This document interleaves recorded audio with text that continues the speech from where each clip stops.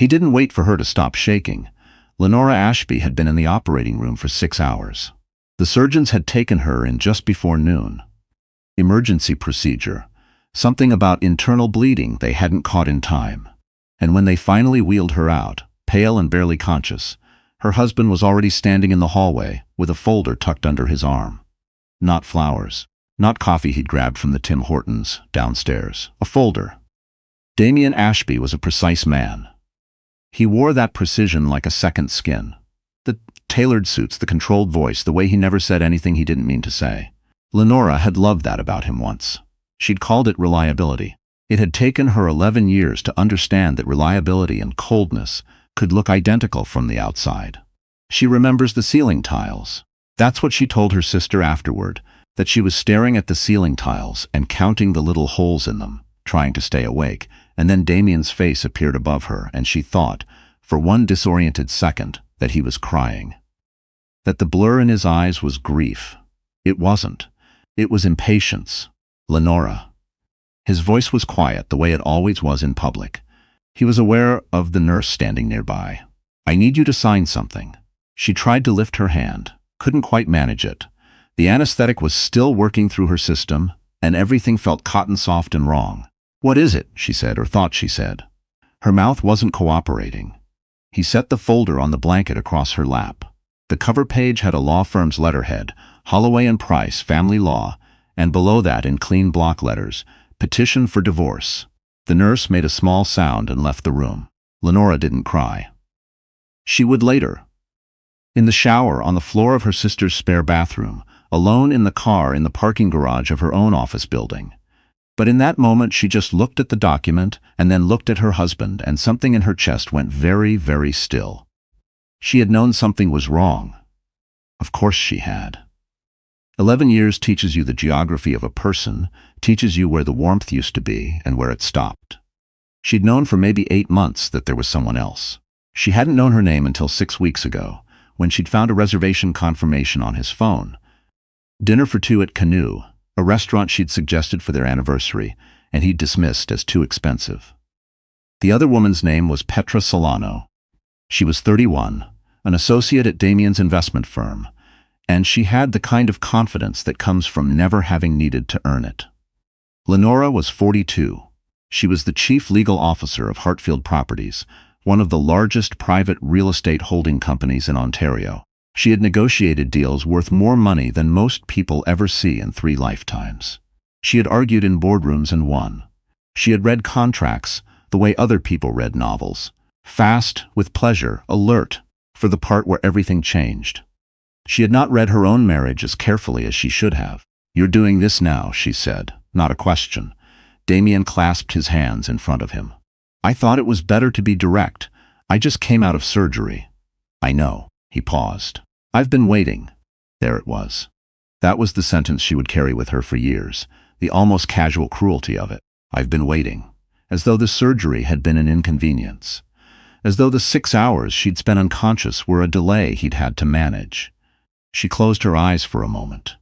When she opened them, he was still there. "Get out of my room, Damien." He hesitated. Just for a beat. Just enough for her to see that he hadn't expected that particular tone, and then he picked up the folder and left. Her sister, Brenna Mallory, arrived from Hamilton at 7:30 that evening. She came in fast, coat still on, dropping her bag by the door and crossing the room to grip Lenora's hand. "I'll kill him," Brenna said. "You won't. I'll think very hard about it." Lenora almost smiled. "He's not worth the legal trouble." Brenna was 46, practical in the way that only middle children ever truly are, and she had disliked Damien Ashby since his second Christmas with the family, when he'd corrected their mother's pronunciation of charcuterie at the dinner table. She hadn't said so. She'd just filed it. Brenna was good at filing things away. What did the doctors say? 4 to 6 weeks recovery. The cyst was bigger than they thought. They got all of it. Lenora paused. "He served me divorce papers before the anesthetic wore off." Brenna was quiet for a moment. "Tell me everything," so Lenora told her. Not all of it, not the parts she hadn't worked out how to say yet, but the outline. Petra Solano, the dinner reservation, the 8 months of noticing and saying nothing, and then the folder on the hospital blanket, And the way Damien had said, "I've been waiting," like she had kept him from something. Brenna listened without interrupting. That was the thing about Brenna. She knew when to let something land. "He wants the Westmount house," Lenora said when she got to the end. "Of course he does. He wants the Lake Simcoe property, too. And he'll make an argument for a percentage of the Hartfield shares, my shares, on the basis of contributions during the marriage. Can he do that?" "He can try." Lenora shifted against the pillow and winced. "His lawyer is good. But his lawyer doesn't know what I know." Brenna looked at her. "Which is?" Lenora was quiet for a moment, looking at the window. Outside, the Toronto sky was the particular gray-purple of October evenings, the kind that should have felt heavy but instead felt clean, like something about to happen. "The Hartfield shares aren't mine," she said. "Not on paper. Not yet." She watched her sister work that out. "The trust," Brenog said. "The trust. It requires some explanation." Lenora Ashby had been born Lenora Whittaker. Her grandfather, Clement Whittaker, who had emigrated from Barbados in 1963 with $42 and a letter of reference from a church, had spent 30 years buying land in Ontario. Not glamorous land, not the kind anyone else wanted at the time. Industrial lots in Hamilton, agricultural parcels northeast of Barrie, an old quarry site near Collingwood that everybody thought was a waste of money. Clement had been patient. He'd died in 1998, and by then the portfolio was worth something. By the time Lenora's father, Norman Whittaker, passed it on, it was worth considerably more. Norman had been a careful man, an accountant by trade, a worrier by temperament, and rather than distribute the assets directly, he'd placed the majority of the land holding into a family trust administered by a law firm in Ottawa. The trust had a specific structure. The assets were not Lenora's. They were managed on behalf of a class of beneficiaries, Lenora, Brenna, and their brother Curtis, and the terms were such that no beneficiary's spouse had any legal claim to the underlying holdings. Norman had been specific about this. He'd seen what happened to families when marriages dissolved and lawyers got involved. He'd been determined to protect the thing his father built. What Damien didn't know, what Lenora had never told him because there had never been a reason to, and then there had been every reason not to, was that Hartfield Properties was not a separate company from the trust. Hartfield was the operating structure of the trust. The shares Lenora held were not equity. They were beneficiary units, which meant they were not marital property, which meant his lawyer was going to walk into a wall. She hadn't planned it this way. She hadn't planned any of this. But she was a lawyer, and she knew exactly what was coming, and for the first time in 8 months, she felt something that wasn't quite calm and wasn't quite satisfaction, but lived somewhere between them. She was discharged after 5 days. Brenna drove her home, not to the Westmount house, which Damien was still occupying, but to a furnished apartment in Rosedale that Lenora had quietly arranged through a colleague 2 weeks before the surgery, during the period when she'd been preparing for the possibility that she might need to move fast. That period of preparation was something Damien would later call premeditated. His lawyers would suggest it showed bad faith. Lenora's lawyer, a woman named Gwendolyn Clark, whom Lenora had known for 15 years and trusted without reservation, would explain, in her precise and slightly bored way, that preparing for a legal situation is not the same as creating one. That Lenora had been served divorce papers while sedated in a hospital bed, and that any reasonable person might take modest precautions. The judge, when this came up, agreed with Gwendolyn. The apartment was on the 4th floor, overlooking a courtyard. It had tall windows and new appliances, and it smelled faintly of someone else's cleaning products. Lenora stood in the middle of the kitchen for a long time after Brenna left, not doing anything in particular, just existing in the space. She had spent 11 years in rooms that Damien had opinions about. The colors he preferred, the furniture he liked, the particular temperature he needed the house to be before he could sleep. She had accommodated it all without resentment, or at least without resentment she'd examined. And now here was a kitchen that was entirely hers, that smelled wrong, where she could put anything anywhere, and nobody would correct her. She ordered Thai food and ate it standing at the window and watched the courtyard go dark. The first call from his lawyer came 10 days later. His name was Harrington Moss. Senior partner, aggressive billing rate, the kind of man who wore his watch outside his cuff, and he had clearly been briefed on what Lenora's role at Hartfield was. He started with the house. That was expected. The Westmount property was in both names. He would want a buyout or a sale. Fine. Lenora could manage that. Then he moved to the lake property, which was more complicated because it had been purchased during the marriage using a combination of joint funds and a gift from her father, and the documentation wasn't as clean as she'd have liked. She made a note and moved on. Then he said, "We'll also be seeking a valuation of Mrs. Ashby's equity holdings in Hartfield Properties, with a view to a property claim under Section 7 of the Family Law Act." Gwendolyn, who was listening on speakerphone, looked at Lenora across the desk. The look said, "Here we go."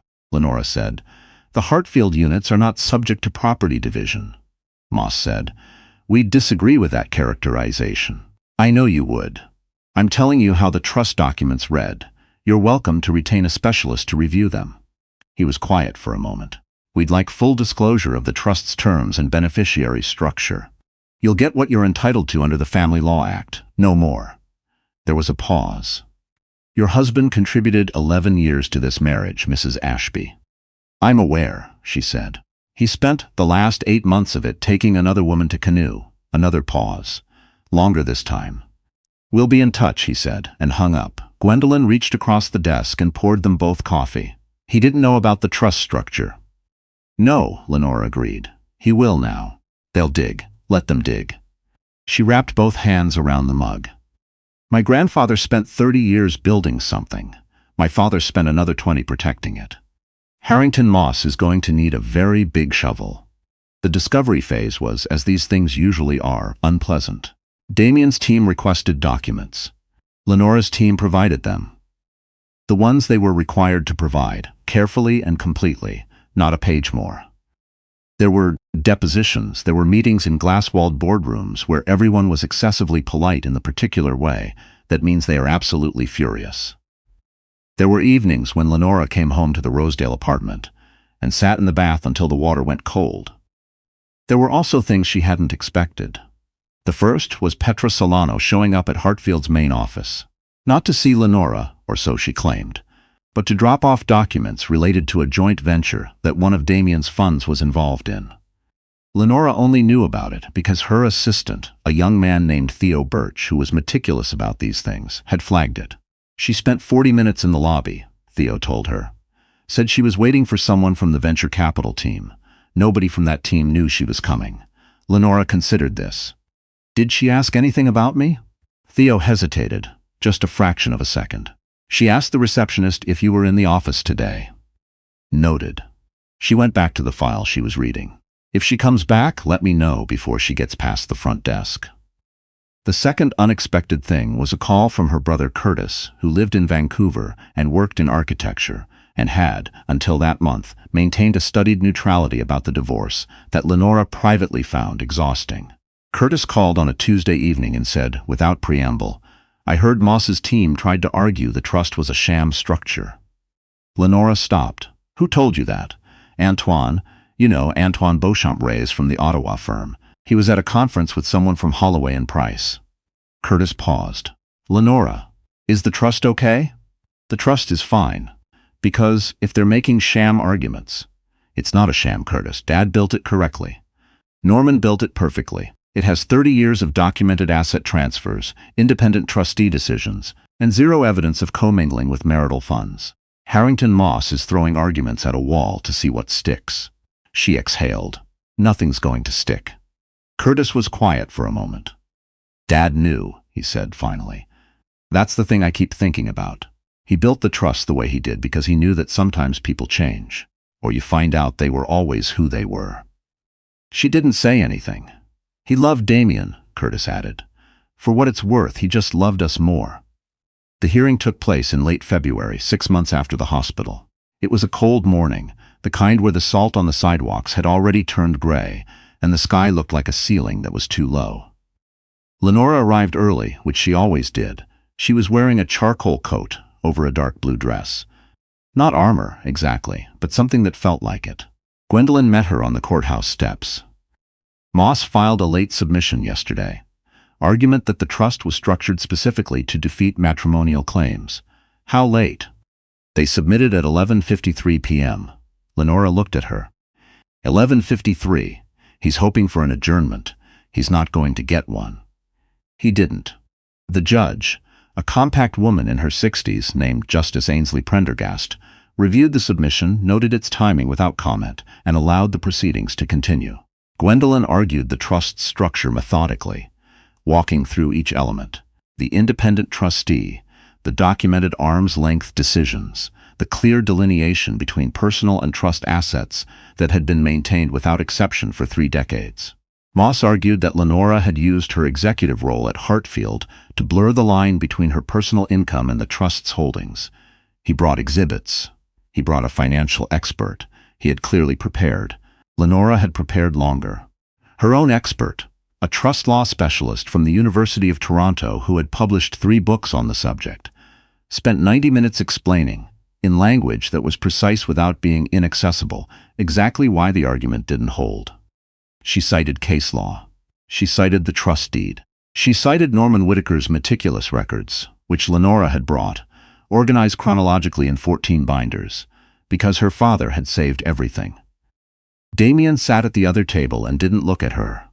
That was his usual thing, the deliberate non-looking, the performance of indifference. She'd found it intimidating once. Now she found it legible. He was scared. She could see it in the set of his shoulders. He'd walked into this expecting a negotiation and instead found a wall. Justice Prendergast took 2 weeks to issue her decision.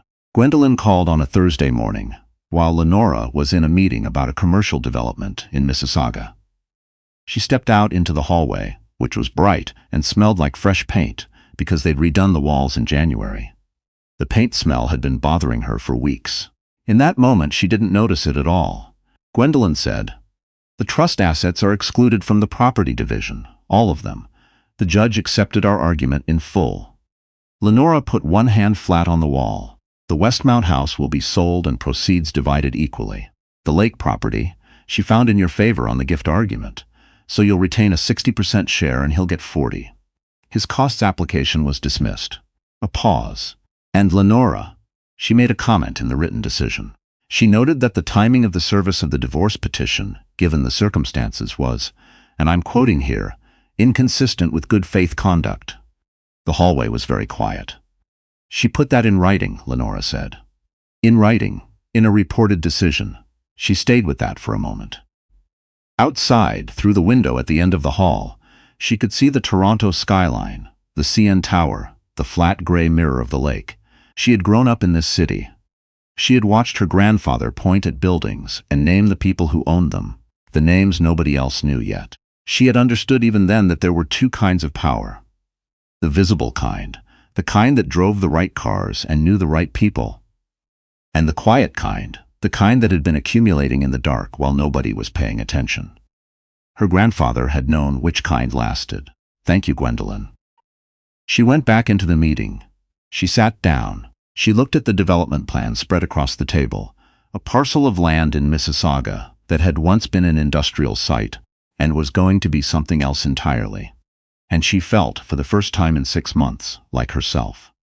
The day the Westmount house sold, Brenna drove up from Hamilton, and they had dinner at a small Italian place in the annex that had mismatched chairs and handwritten menus and wine that was better than it had any right to be. Brenna ordered the pasta. Lenora ordered the pasta. They split a bottle of something from the Niagara Peninsula and talked about Curtis's new project in Vancouver and their mother's plans to visit in the spring and the raccoon that had taken up residence in Brennog's garden shed and refused to be relocated. They didn't talk about Damien. They were done talking about Damien. Near the end of the evening, Brennog said, "Grandpa Clement used to say, do you remember this? He used to say that land is patient. He said you put money in the bank and the bank makes decisions with it. But land just waits. It doesn't go anywhere." Lenora turned her wine glass slowly. "I remember. I used to think he was just being sentimental." Brenna shook her head. Turns out he was just right. Outside, the street was wet from an earlier rain, the pavement reflecting the restaurant lights in long orange ribbons. February had gone a little soft that week. One of those breaks that make you wonder if you imagined how cold it was, and people were walking without their usual urgency, taking the evening slowly. Lenora watched them through the window. She thought about her grandfather. who had arrived in this country with $42 and a letter from a church, and who had seen something in a piece of land that nobody else wanted. She thought about her father, who had spent 20 years building a structure designed to outlast any single person's decisions, including his daughter's. She thought about herself at 31, meeting Damian Ashby at a charity gala, and thinking she had finally found someone who moved through the world with the same certainty she did.